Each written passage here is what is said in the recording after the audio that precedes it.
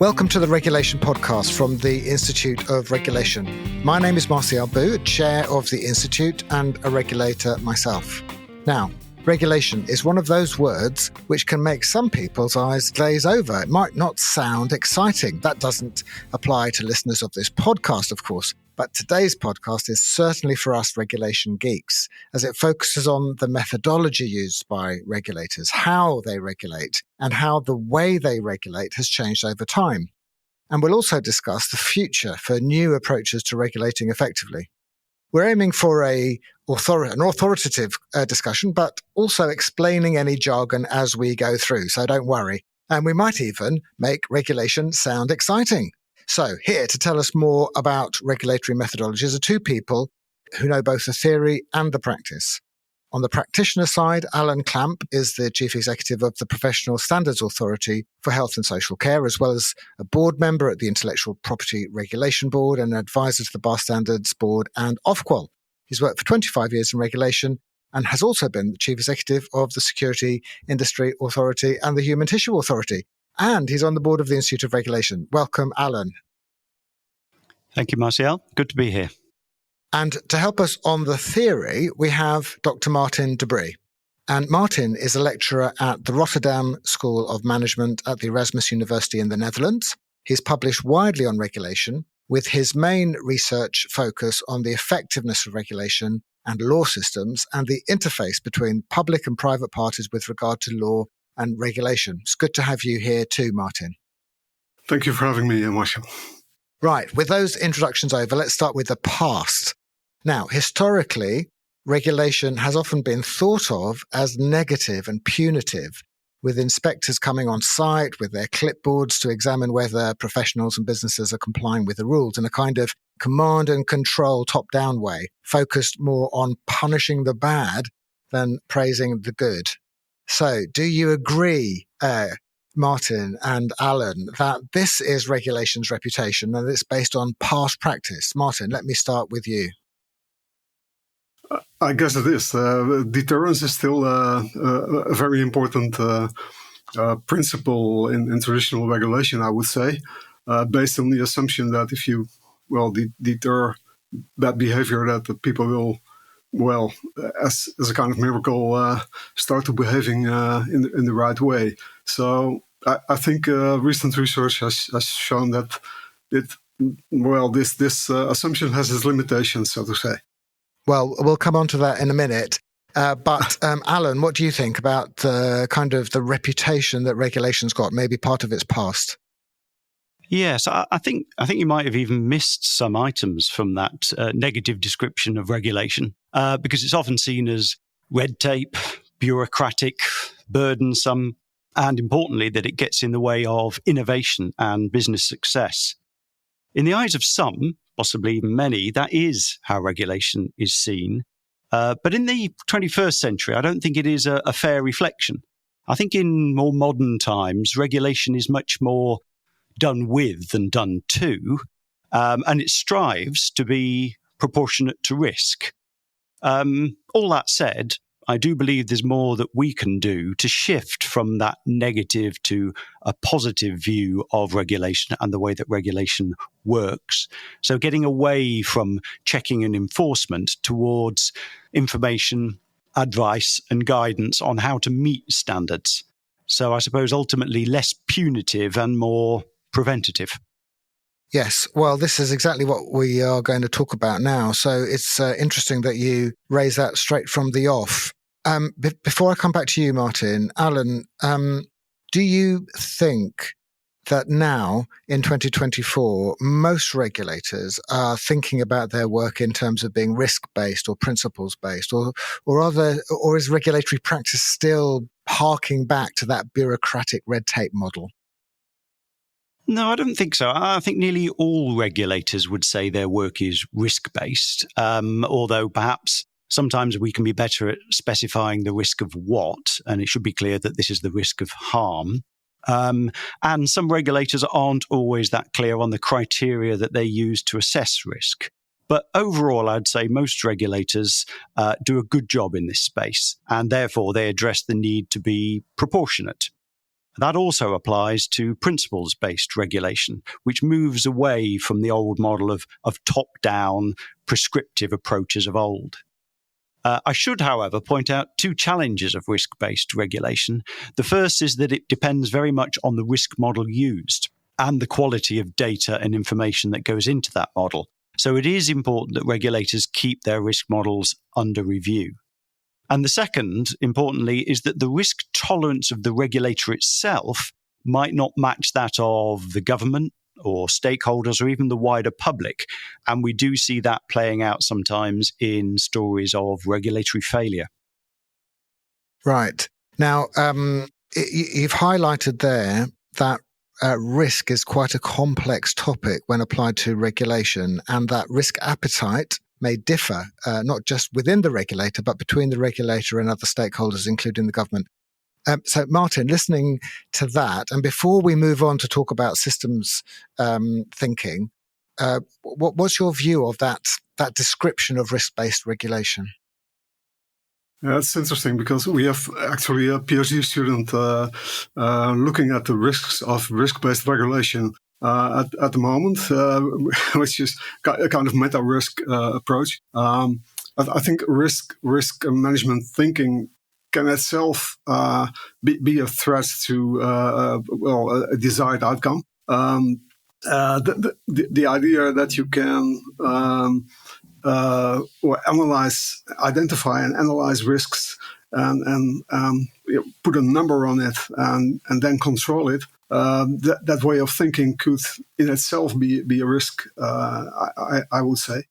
And the other thing is that, as Malcolm Sparrow already earlier pointed out, some of the time the regulated entities, the regulated organizations might be in a better position to analyze the risks themselves than the regulator, having less information about the technicalities around it. So I would say that, and maybe that's a bridge to the next topic of system-based regulation, but some of the complicated companies are in a better position to identify, analyze, and manage their risks than the regulator. And I sometimes see regulators be not too modest about their abilities to analyze risks and project that on the whole industry they are looking after. So, well, very interesting. A difficult message, I think, for some of the regulators in the audience to hear that the regulated entities might understand risk better than them. Alan, as a regulated practitioner yourself, does that resonate with you? It does to a certain extent, and it certainly aligns with some of the work that I've read that Martin has done on systems-based regulation. I think critically, probably the optimal model is not one side or the other, if I use that analogy, deciding what the risks are, but it is essentially working together in order to assess the risk. Maybe taking me back to my point about regulators being better at communicating about risk and using and explaining what criteria they use so that you can get that uniform view of risk, possibly that also bringing in other stakeholders, although it's always going to be a moving feast and it needs to be kept under review.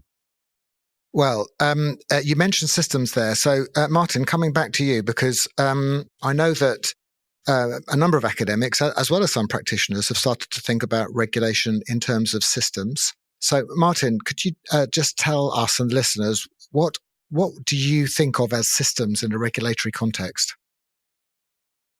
Well, we've done some research in the healthcare industry and later on also in the chemical industry. And what we mean by system, in our definition of system-based regulation, is actually the management system of the regulated organization. So that is the collection of procedures, instructions, internal rules, and formalities within regulated organization in order to achieve their goals. So it's actually a operationalization of the goals of the organization into all kinds of measures and plans and procedures and instructions that should be in place to achieve their goals.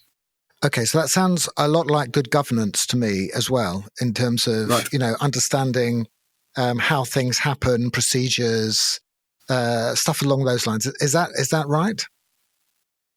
I think that's basically the conception of it, and what we should be aware of is that it's still a paper reality. So it's still work as imagined, so to say. And one of the pitfalls of system-based regulation, I think, is that that regulators are looking at the paper reality and not looking at the physical reality and the gaps between those two. So we have done some research on that and developed a new model which addresses exactly that and invites regulators to look at the gaps between the goals, the system, on one side, on the paper side, and on the other side, the physical side, the actual conduct of the people in the organization and the physical result, the outcome, in terms of desired outcomes. And is that what you sometimes refer to as meta-regulation? Yes, I think so. So the meta-regulation is like a synonym for system-based regulation, as far as I'm concerned. And we're looking at the consistency within the regulated organization in terms of, are they walking their talk? Are they really translating their goals into a management system? Are they really actually executing that management system in a proper way and learning from practicalities and improve that system again? So that's a small PDCA loop between those two. And are they really looking at how the actual conduct is translated into actual results in terms of safety and quality and environmental protection or whatever the regulator might be interested in? That's fantastic. That makes a lot of sense to me, I have to say, Martin. So, Alan, listening to that, what are your reflections on what Martin has just said about systems-based regulation and the gaps that might appear between what he calls a paper-based reality and the real reality? And how does that link with the model that I know that you've developed on right touch regulation? So maybe, Alan, you can just talk about some of those issues. Yeah, well, of course, it's in the gaps where the harm tends to occur. So it is important to focus on those gaps. And picking on your point, Martial, about governance, the systems-based approach reminds me a lot of the 3 lines of defense model, which is commonly used to manage risk. So where the individual entity is the first line, the systems, in effect, here are the second line, and the regulator becomes the third line. So I've read some of Martin's work on decoupling and recoupling and public regulation. It's really interesting and useful stuff. But I think also it gives, going back to my earlier point, it gives a more positive role of regulators in the system. So you're shifting the focus from the frontline operations to the systems that maintain the quality of those operations and helping to improve them where needed.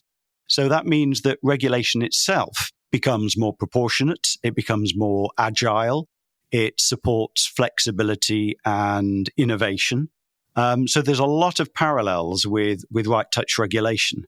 And it also enables regulators to take a step back and support greater self-regulation so that the safety net's still there, but the burdens are reduced, and it can encourage better systems, better governance, and so on. Yes, right touch regulation. I suppose the first thing I should say about that is that it's not a new idea. It's been used as a synonym for proportionality for a long time. But we have, at the Professional Standards Authority, built on the concept and developed our own right touch regulation model. We first published that in 2010. We updated it in 2015. And we're currently actually working on a third version to be published in September of next year. So this is a form of regulation which is principles-based. It builds on the better regulation themes, which I think we're all familiar around being proportionate and targeted and so on. But it does very importantly add agile, or as I like to think of it, responsive to change. Now, we all need to be agile and more agile because if you think about it, virtually all regulators are operating in a different environment to the one in which they were set up in. So they need to evolve to remain effective. And also, there are so many drivers of rapid change, whether that's AI or climate change or new drugs and devices in my world, workforce pressures, that we need to give regulated entities that ability to change, and the regulators themselves need to evolve. So it is, I think, a powerful and effective model. I do think, though, looking back at the 2015 version, that the model itself needs to change a little. We need more agility now because we're regulating for new risks. We need more stakeholder engagement, but we also need, quite critically, a much stronger focus on impact and outcomes. Right, that's great. Well, goodness me, we look forward to seeing that when it comes out next year. But agility, I think, is really interesting because, as you say, the world is evolving very quickly, and every single regulator needs to make sure that its regulatory regime is kept up to date and responsive to those changes. As you say, not just AI, but demographic and other social changes. So, Martin, just listening there to what Alan has said about his model, that resonates, I think, with some of the things that you've been saying as well. Yes, I completely agree with what Alan says, and I'm very much looking forward to the new version of his approach. The other thing I wanted to add to that is the agility is very important, especially in a time where the society is getting more and more complex, and also that brings the notion that predictability of applying rules and expecting a certain societal result or effect is not so obvious anymore in complex situations. So the regulator and inspectors, should carry out the regulation, but that's not a guarantee for the societal effect that is proposed. And I found that system-based regulation gives more flexibility in terms of situational risk management instead of compliance as the higher goal. In my world, it is more important to reach that societal effect, which was intended to be the result of that regulations than compliance as the highest goal. So. Yeah. I agree very much, but we should be aware that the regulators come into a different position then. It's not only executing the law and regulations anymore, but it's also thinking about in every different situations, it's a different consideration, I think, what is giving the best societal result in this situation. And that's brings them sometimes in a difficult position because they're not backed up by the hard letter of the law, but they should improvise in every situation. Yeah, well, I'm thinking exactly the same because this approach to regulation, which requires agility and judgment, puts a much bigger burden on frontline regulators because they can't just rely on a tick box in a form and to say, well, you can tick those boxes and therefore you've passed, you comply, because actually it's a much more dynamic process where they need to use their judgment to determine, as you say, what's the right outcome in that particular set of circumstances, which is unlikely to have been predicted by the law. So can either of you come up with some, because we could, I'm sure, find some examples of bad practice, but we don't want to do that. We want to find some good practice that people listening to this podcast can look to see if there are organizations, regulators that are doing this well, in your view. Martin, do you have any examples that you can think of? Yeah, I think so. We've done a case study on the aviation regulation, and their system-based regulation is de facto in use since the 60s, I think, in development, but still. And I think it's always hard to find hard evidence for a certain regulation approach and the actual outcome. But there's much to say that system-based regulation has led to an impressive safety performance in the aviation industry. Yeah. Just because regulators left the responsibility for safety at the companies and how to organize and how to assure that. So I think that's a quite obvious example. That's really interesting, and certainly the Civil Aviation Authority in the UK is, in my view, a very good regulator and one to be looked at for the models that it's deployed. Alan, in your experience, are there good examples of system-based or right touch regulation? Yes, I think the first thing I'd say is that another great advantage of systems-based regulation is that the systems are there, well, maybe not quite, but pretty much 24/7. Whereas regulatory oversight is almost definitely just periodic. And another point about it, it's closer to the problem. And one of the principles of right touch regulation is to get as close to the problem as possible. I'll be very circumspect in talking about my own organization as a model of good practice. But on reflection, I think we do use forms of systems-based regulation in our reviews of regulator performance. So we use our standards of good regulation for this. And we've got a standard, for example, for the quality assurance of education and training that the professional regulators use. We've also got another standard for the systems which underpin professional development and continuing fitness to practice. And another one for the effectiveness of fitness to practice as a whole. I suspect, actually, if I've reflected on that others can do so, and that a number of regulators will be using some form of systems-based regulation. They might just not call it that, and they may not have looked at, the strengths and limitations of it as part of their regulatory toolkit, if you want. But I think there's a lot we can learn from this. That's great. And so thinking now about those listening to the podcast who are working in different regulators and different sectors, what are the key things that they ought to be thinking about in their own roles when they're thinking about their world in terms of systems-based regulation? Martin, do you want to give us some clues? I would say not every industry is suitable, or not every regulated company or organization is suitable for this approach, because it's based on the assumption that there is some kind of capacity for self-regulation within the regulated organization. And if it's not there, if companies are not willing or not able to assure a certain outcome in a professional way, then it wouldn't make sense to put a lot of effort in that. But as organizations grow bigger, they have to develop some kind of management system in order to organize themselves and achieve their goals. And that management system is a perfect stepping stone for system-based regulation, as far as I'm concerned, because you can use all these dynamics and PDCA cycles and so on in order to also assure a certain societal desired outcome. So if an industry has some degree of professionalism and ethics, I would say, then there's a critical mass of that in that industry. I would say system-based regulation can have a important contribution.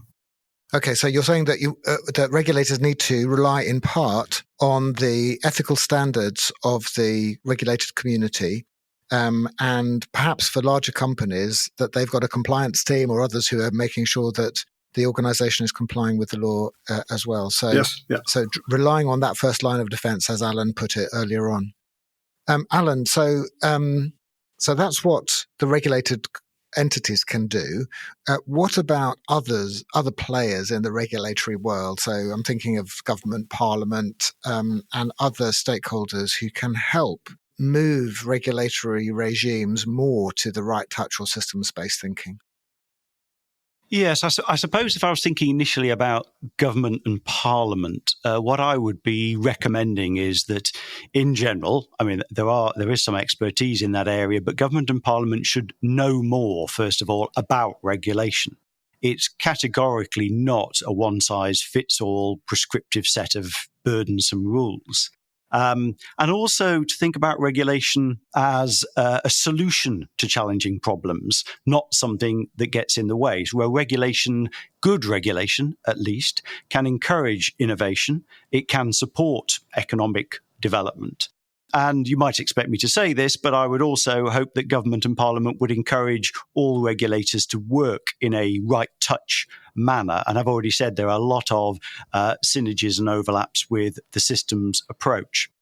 Interestingly, I know the new government we have here in the UK have talked before about having some sort of regulatory oversight function. And I think thinking about things like systems-based regulation and right touch regulation should be a core role for an oversight body such as that.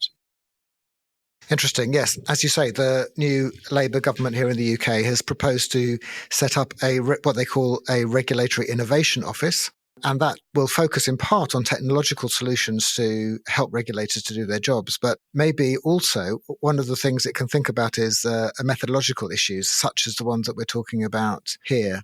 So, Martin, coming back to you, those regulators who are listening to this and they want to find out more about systems thinking, regulation, and the right kind of approach to adopt going forward, for their organisations, where should they go? What would you advise them to do?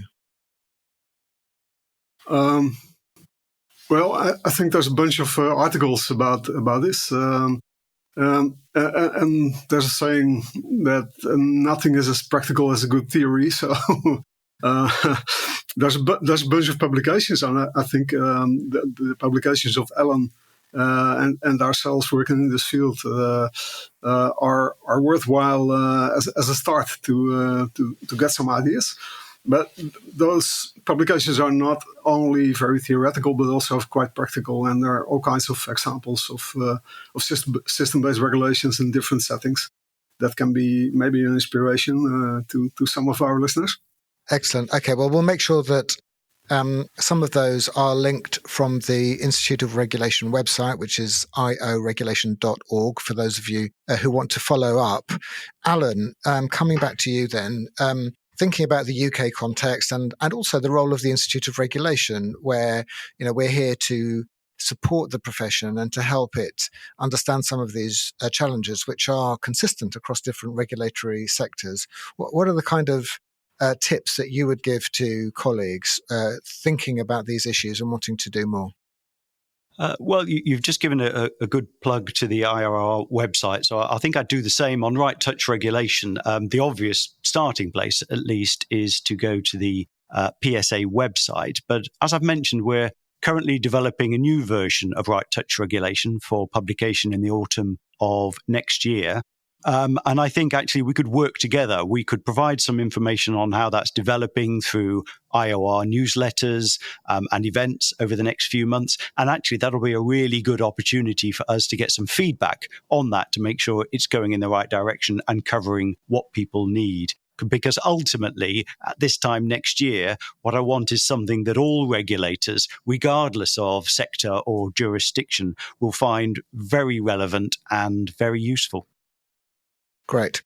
Well, I'm completely with you on that, Alan. And I very much hope that that what we've started to talk about here is the kind of conversations that all regulators will be having over the coming years, because I think it's evident from this conversation that the regulatory world is moving away from that old top-down inspectorate-based approach to something which is much more consistent with the complex world that we live in, and recognizing the dynamism of the regulated landscape and the fact that regulators too need to be agile, as you said earlier on, Alan, and use their judgment and be responsive to the changes around them. So let's hope that we have more conversations like this in future.